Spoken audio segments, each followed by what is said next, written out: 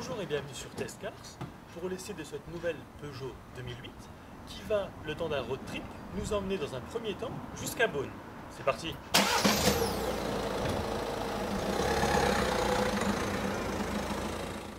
Après 3 étapes et plus de 2500 km à son bord, on va s'intéresser tout de suite au nouveau design de la Peugeot 2008.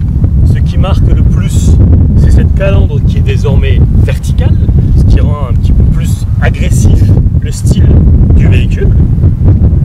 Il y a également différents inserts en inox, des anti-brouillards avant avec fonction cornering, donc concrètement quand vous tournez le volant, l'anti-brouillard va s'allumer à gauche si vous tournez à gauche et inversement.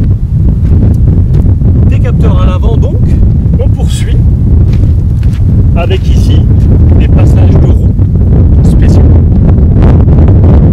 rétroviseur électrique, barre de toit en aluminium, vitre arrière surteintée évidemment comme souvent, et je vous propose de passer à l'arrière. À l'arrière, le béquet se veut de la même couleur que la carrosserie, en l'occurrence émeraude cristal. On retrouve également les capteurs, mais aussi et surtout une vraie caméra de recul. Et c'est très pratique. Je vous propose de passer désormais au moteur. Les motorisations oscillent entre le 1,2 litre essence et le 1,6 litre Blue HDI, donc diesel, avec ou sans stop and start, en boîte manuelle ou automatique. Dans cette version d'essai, c'est le 1,6 litre Blue HDI qui développe 116 chevaux, équipé du stop and start, pour une consommation mixte de 5,2 litres au 100 km, en sachant qu'avec 5 personnes à bord et le coffre plein, la consommation s'établissait à 5,4 litres. Autant dire que dans un cas comme dans l'autre, c'est excellent. Et je vous propose de passer désormais à l'intérieur. Après plus de 5300 km parcourus à son bord, les sièges qui sont réglables en hauteur sont particulièrement confortables, aucune douleur dorsale. Il y a également sur cette version les 4 vitres électriques. Le volant reste inchangé, il offre une très bonne prise en main, la direction est très précise. Quoi dire d'autre? Bon, le pommeau de vitesse évidemment il offre toujours la même prise en main que l'ancienne génération, puisque à l'intérieur les différences sont moins notables qu'à l'extérieur. Il y a donc les 4 vitres électriques, le volant est évidemment multifonction, en cuir. Ensuite, au niveau sécurité, il y a le SP, la technologie Hill Assist, qui est en fait l'aide au démarrage en côte. Donc le véhicule en côte ne va pas faire marche arrière, même si vous n'avez pas le pied sur le frein. Il y a également l'Active City Brake, qui en fait va freiner automatiquement lorsqu'il va détecter un obstacle à l'avant. Ensuite, on passe à l'équipement multimédia qui lui aussi évolue. Alors, au niveau ici des commandes, ce qui change, c'est déjà le bouton menu, ce qui n'est pas plus mal puisque dans l'ancienne génération, il n'y était pas. Il y a donc un système de navigation couleur 7 pouces, navigation Europe. Il y a également le système téléphone en Bluetooth, le Wi-Fi, la fonction mirroring, une prise USB et jack. Ce qui est pas mal aussi si vous avez par exemple un appareil Apple ou Android, c'est qu'il y a ici le système Apple CarPlay ou alors les services connectés pour le mirroring. On va reprendre le système Apple CarPlay qui reprend les menus principaux de votre téléphone directement ici. Au niveau du son, c'est plutôt pas mal avec un pack hi-fi JBL. Il y a 2 woofers à l'avant et 2 à l'arrière, 2 tweeters à l'avant mais également 2 à l'arrière, sans oublier le caisson de basse, et voilà ce que ça donne.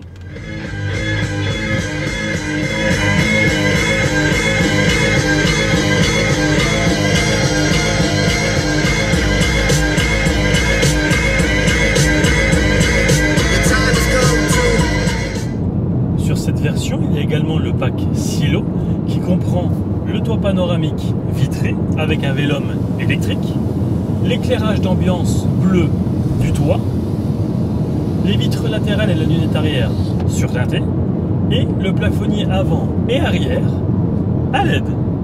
En conclusion, ce restylage de mi-carrière est une réussite. C'est un véhicule qui plaît à l'œil, visuellement qui attire les regards.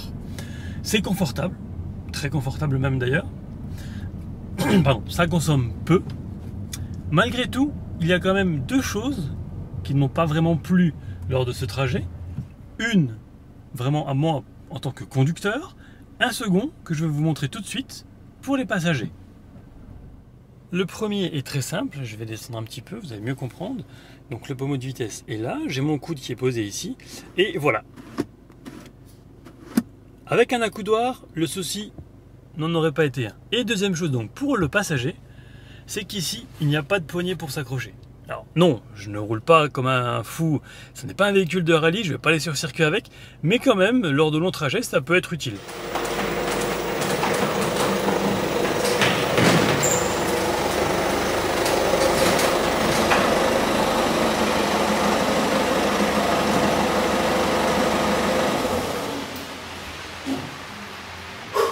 Après près de 3 semaines et 5534 km, pour être très précis, parcouru à son bord, le road trip s'achève et je vais vous parler des tarifs. Ces derniers démarrent à 15 127 € pour la version 1,2 litre PureTech 82 chevaux, en essence donc, et en finition Access. La version diesel 1,6 litre 120 chevaux, en finition GT Line, s'affiche quant à elle à 24 018 €. Entre les deux, les finitions actives et allure complètent l'offre pour cette nouvelle Peugeot 2008. Pour rappel, le modèle essayé dispose du bloc 1,6 litre Blue HDI 116 chevaux, équipé du Stop and Start, en finition allure avec 6 options.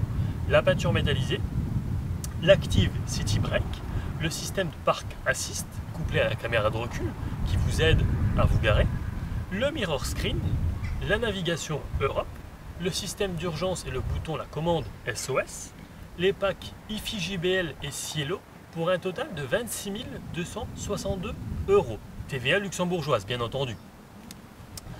Enfin, je tiens à remercier chaleureusement tout d'abord Sandrine de l'agence Repère Communication située à Kellen et bien entendu Elk de Peugeot Belux pour sa confiance.